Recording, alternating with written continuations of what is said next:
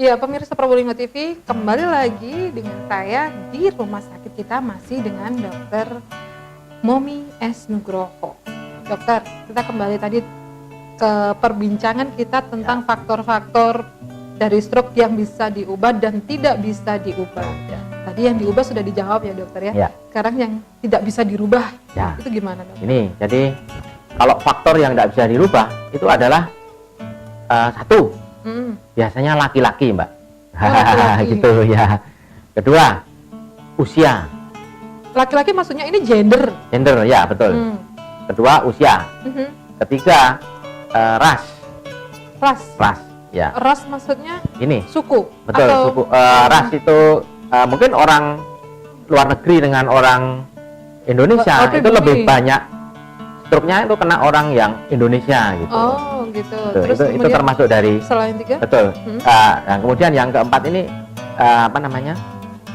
Yang tidak bisa diubah ya memang katakanlah apa? Laki-laki kok lebih sering.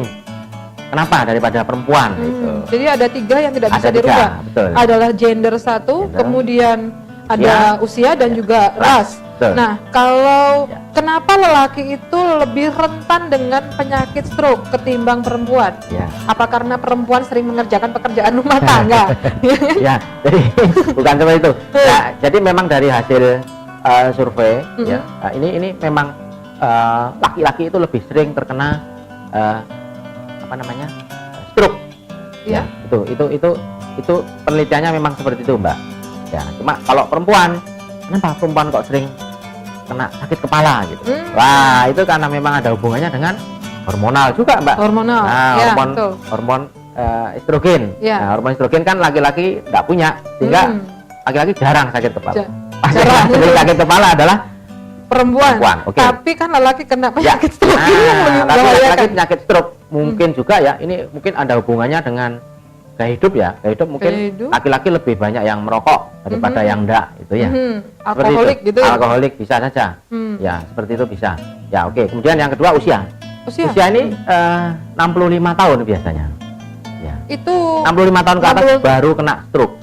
65 tahun ke atas baru kena stroke. Tapi jangan salah. Sekarang dengan kemajuan teknologi ini ternyata stroke itu bisa terjadi pada usia muda. Usia mudanya tahun berapa nih dok? Ini saya pernah dapat pasien stroke usia 35 tahun sudah stroke.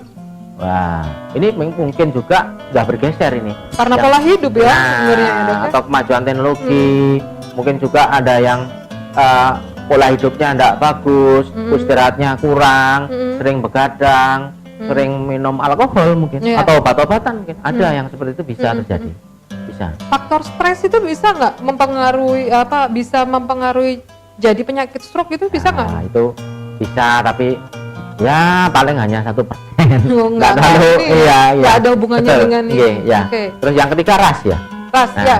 Ras ini tadi mungkin ya ini terpengaruh dengan mungkin orang-orang di barat peminum alkohol, mungkin angka kejadian sakit livernya lebih tinggi kali ya daripada yang kena stroke ya.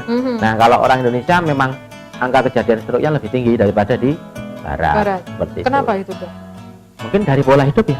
Pola hidup tadi yang makan berlemak-lemak tadi itu. Iya, betul. Oh, gitu. Betul. Dok, saya juga pernah mendengar yang namanya istilah brain wash. Ya. Oh ya, ini perlu ini ya. Apa itu? Jadi gini, brain wash mungkin pemirsa tahu bahwa brain wash pemirsa sering dengar lah ya. Brain wash. Brain wash itu kalau kita istilahkan secara logas berarti cuci otak kan gitu. Ya. Iya dong, kalau di translate seperti itu dok. Cuci otak. Nah, cuci otak ini sebetulnya merupakan suatu istilah yang keliru ya. Jadi ini istilah yang nggak tahu siapa yang menciptakannya. Jadi gini, sebetulnya brain wash sendiri adalah suatu tindakan, ya, tindakan untuk melihat dari pembuluh darah di otak. Ya, itu tindakan. Cuma permasalahannya di sini brain wash itu bukan terapi. Bukan terapi, tapi diagnosis. Oh, hanya diagnosis. Diagnosis, betul. Cuma asumsi masyarakat keliru. Jadi brain wash itu adalah merupakan suatu terapi. Ya karena itu tadi istilahnya brain wash, cuci otak gitu kan. Ada juga istilah lain, Mbak. Oh ya. Dari brain wash. Oh aduh. Brain spa gitu. Dari spa itu sudah ada otak, betul. Itu sudah di Jakarta sudah umum, istilah brain spa. Itu juga diagnosis, bukan terapi. Sebenarnya diagnosis.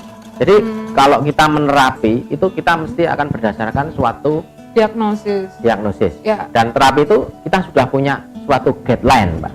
Ya, guideline ini adalah SOP ya. Ya, SOP. Standar operasional prosedur yang kita sudah rumuskan di situ bahwa stroke terapinya ini stroke pendarahan ini gitu ya. Jadi kalau brainwash sendiri itu adalah suatu istilah yang keliru. Keliru. Jadi keliru dalam artian diasumsikan ya, keliru oleh masyarakat. Betul. Ya, tetapi yang masyarakat mengasumsikan bahwa itu adalah suatu terapi. Padahal itu brainwash itu pemirsa bukan terapi tapi sebuah diagnosis. Ya, betul. Diagnosis, jadi itu suatu diagnosis. Jadi suatu cara untuk diagnosis untuk melihat pembuluh darah di otak. Ya, pembuluh darah di otak sendiri ada dua, Mbak. Di bagian depan dan bagian belakang. Nah, itu dengan namanya DSA, Mbak. Ya, DSA itu kayak arteriografi. Ya. Spa sama brainwash ini, brainwash ini sama nggak, Dok? Jadi orang-orang sana itu sekarang orang sana sudah brain spa. Brain spa itu ada suatu kebutuhan ya kayak mungkin apa, Mbak? Krimbat itu ya. Rambut ya, betul. Jadi dia di spa. Pembuluh darahnya di spa. Nah, itu enggak ada seperti itu. Mungkin itu dilancarkan suatu hal yang keliru. Karena apa? Brainwash atau brain spa itu dia memasukkan suatu zat yang bisa menimbulkan suatu pendarahan di otak. Ini rawan, Mbak. Rawan sekali. Ya, betul, rawan. Jadi ya istilah boleh lah, silakan di masyarakat istilah gitu. Cuma permasalahan sekarang kan kita memberi info kepada masyarakat bahwa brainwash atau brain spa itu adalah suatu proses diagnostik. Jadi bukan terapi loh. Oh gitu. Lain. Nah, kita menginjak ke terapi sekarang. Terapi stroke itu bagaimana sebenarnya? Ya, jadi terapi stroke itu sebenarnya orang stroke itu kita akan terapi, Mbak. Terapi secara medis atau medikamentosa. Ya, tentunya begitu terjadi stroke, ya, begitu terjadi kelemahan tubuh sebelah kanan atau sebelah kiri, segera dibawa ke rumah sakit. Ya, oke. Di rumah sakit kita akan kasih pengobatan medikamentosa, ya, infus, kemudian kasih obat-obat neuroprotektan untuk otak, untuk stroke-nya. Itu baru benar-benar terapi. Betul, ya? itu terapi yang di rumah sakit. Ya, terapi yang di rumah sakit. Ya, biasanya ada fase akut, gitu ya. Fase akut. Oke. Jadi fase akut itu adalah yang parah berarti. Fase yang harus dirawat di rumah sakit. Berarti parah, sudah tergolong parah gitu. Betul. Ya? Jadi fase yang istilahnya harus dapat pengawasan ketat. Ya, oke. Jadi kalau stroke pembuntuan itu fase akutnya adalah 6 hari. 6 hari. Ya, oke. 5 sampai 6 hari harus dirawat sebetulnya. Maksimal. Ya. Di rumah sakit. Betul, karena pada saat 1 sampai 6 hari itu kondisi tidak stabil. Ya, oke. Yang kedua stroke pendarahan lebih lama lagi, Mbak, pendarahan. Jadi ada pembuluh darah yang pecah di otak itu antara 14 hari. 14 hari dirawat di rumah sakit. Itu bisa sembuh nggak sih, Dok? Ada kasus yang sudah bisa disembuhkan nggak sih, Dok? Pokoknya asal datang ke rumah sakit secepatnya, kita akan bisa tangani dengan baik-baiknya. Ya, ada yang datang ke rumah sakit, kapan Pak nggak bisa gerak? Sudah 1 bulan. Waduh, nah kalau sudah 1 bulan ya sudah golden periodnya sudah habis. Bisa sampai sudah lebih. Padahal golden period tadi kan 5 jam. Betul, 5 jam. Yang keduanya 12 jam. Nah, lebih dari itu? Nah, itu sudah ya harus dirawat di rumah sakit berapa lama, Dok? Ya sebenarnya kalau sudah lewat fase akut ya tidak perlu perawatan rumah sakit, Mbak. Kata dia datang sudah katakanlah fase akutnya 6 hari ya. Dia datang hari ke-7 ya sebenarnya sudah tidak perlu perawatan. Nah, ini kaitannya dengan terapi, Dok. Ada nggak sih, Dok, terapi alternatif khusus penyakit stroke? Ya, betul. Nah, sama seperti penyakit yang lainnya kan pasti ada terapi-terapinya. Jadi yang pertama tadi adalah terapi secara medikamentosa. Yang kedua, nah ini terapi yang hubungannya dengan fisioterapi. Fisioterapi termasuk alternatif ya, Dok? Ya, sebenarnya fisioterapi itu bukan alternatif, Pak. Jadi gini, fisioterapi itu adalah dibikin pasien ini supaya fisiologis lagi. Jadi yang tadinya tidak bisa gerak dibuat di fisioterapi supaya bisa gerak lagi. Jenis fisioterapi itu misalnya apa, Dok? Fisioterapi mungkin kakinya dipanasi. Ya, kemudian ada metode TENS. trans electrical nerve stimulation. Jadi distimulasi lagi sarafnya, dirangsang lagi supaya bisa totok-totok gitu ya, Dok? Ya, betul. Jadi supaya bisa gerak lagi. Cuma perlu waktu, Mbak.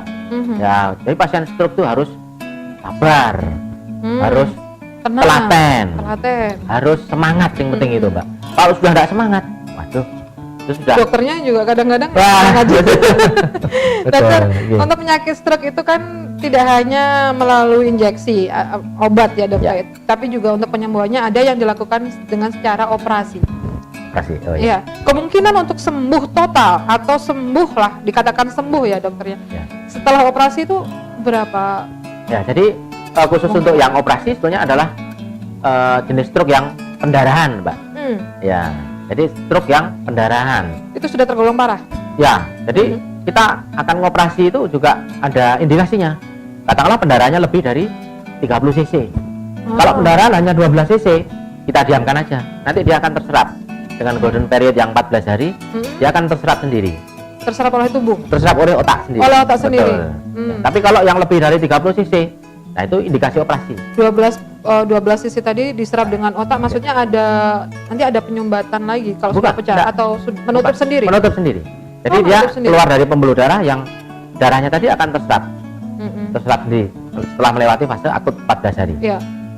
Tapi kalau yang lebih dari 30 cc, nah itu indikasi operasi, asal letaknya juga di tepi, Mbak. Nah, setelah dioperasi gimana? Apakah kemungkinan bisa baik seperti sedia kala? Nah, sebetulnya operasi sendiri kan ada lebih kurangnya juga, Mbak.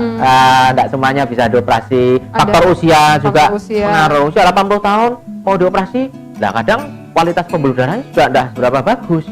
Ya, betul. Mungkin ada komplikasi lagi nanti, pendarahan ulang, bisa. Jadi kalau misalnya kategori pasien usia berapa sih, Dok, yang misalnya terkena stroke parah, kemudian ada pendarahan yang diwajibkan untuk operasi dan sekiranya bisa, ya meskipun tidak sembuh total, sembuh lah, gitu. Gimana, Dok? Ya, sebenarnya prinsipnya di sini adalah dekompresi ya. Dekompresi itu akan membuang darah yang membeku ya? Betul, darah yang keluar di otak itu ya, itu di dekompresi atau dibuang.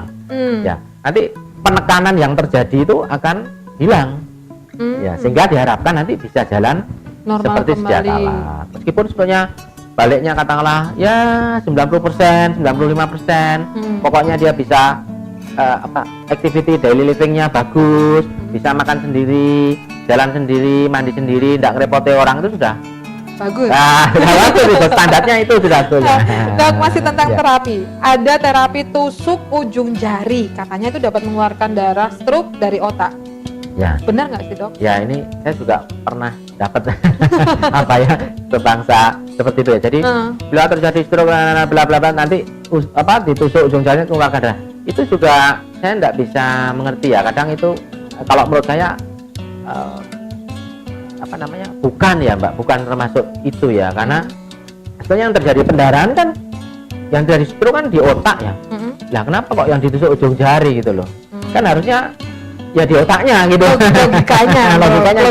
Ya. Tapi kan semua pembuluh darah kan berhubungan dengan otak mungkin gitu. Nah, pendapat itu bener nggak sih, Dok? Kalau menurut saya nggak bener ya, karena ujung jari ini kan pembuluh darahnya kan kecil-kecil. Kecuali kalau misalnya kapiler ya. Kapiler pembuluh darah kecil-kecil gitu ya. Jadi enggak, itu mungkin hanya ini ya. Kalau misalnya untuk periksa darahnya mungkin. Golongan darah mungkin. Golongan darah gitu ya, bukan untuk mengeluarkan darah ya. Menggumpal di otak. Betul, ya. Iya, dokter. Banyak orang menganggap penyakit stroke ini adalah akhir dari segalanya. Menurut dokter sendiri bagaimana dengan pendapat masyarakat ini? Ya, oke. Jadi gini, kalau untuk masyarakat intinya kita pakai gini, preventif ya, Mbak. Preventif itu? Ya, preventif itu pencegahan. Pencegahan dulu. Daripada pengobatan atau kuratif itu lebih penting. Pencegahan. Jadi kalau ada faktor risiko, katakanlah apa sih, kegemukan atau obesitas gitu ya. Nah itu bisa kita mawas diri ya. Mawas diri dalam artian saya perlu periksa apa ya, coba periksa lab aja ya. Itu untuk preventif, Mbak. Nah itu sekarang gini, kalau misalnya ada seseorang memang dia mempunyai faktor tadi obesitas, tapi ketika sudah diperiksakan bahwa gula darahnya normal, kolesterolnya normal, dan apakah itu juga masih beresiko kena stroke? Ya, jadi sebenarnya obesitas termasuk salah satu faktor yang bisa dirubah tadi, Mbak. Bisa dirubahnya dengan apa? Ya, berolahraga, diet gitu ya. Berolahraga termasuk di sini bersepeda. Ya, kalau ada pasien yang saya udah berolahraga, Dok, olahraganya apa? Cuci piring, kan udah keluar keringat lah. Itu bukan olahraga, Mbak ya. Cuci piring kan, yang penting keluar keringat ya. Keringatnya lain. Bukan keringat yang bukan keringat dari olahraga, otot ya, keringat Dok ya. capek ini ya. Habis cuci piring keluar keringatnya. Dok. Itu bukan olahraga Iya, gitu. oke. Terapi tadi sudah Oke. dijelaskan. Nah, sekarang mungkin penanganan untuk penderita penyakit stroke ini, Dok. Mungkin pemirsa di rumah juga ingin tahu bagaimana sih cara menangani pasien yang terkena stroke. Ya, jadi menangani di rumah ya. Menangani di rumah, yang penting begitu ada anggota keluarga yang katakanlah kaki atau tangannya tidak bisa digerakkan, harap segera dibawa ke rumah sakit. Ya, Tuh, itu pokoknya yang segera betul. Intinya ke rumah dibawa sakit. segera ke rumah sakit, jangan melewati lebih dari 5 jam. 5 jam. Terus kemudian kalau mungkin punya darah tinggi, Mbak, tiba-tiba dia terjatuh di kamar mandi, kemudian muntah-muntah, lah itu dijaga. Jangan sampai muntahnya itu masuk ke jalan pernafasan. Nah, fatal kalau masuk jalan pernafasan, Masuk ke paru-paru. paru-paru ya Komplikasi bukannya ya. fatal sudah ya. Komplikasi Oke, nanti ya, Dok ya. gitu. Oke. Nah, kemudian harus segera dibawa ke rumah sakit, intinya itu. Jadi supaya ditangani dengan segera.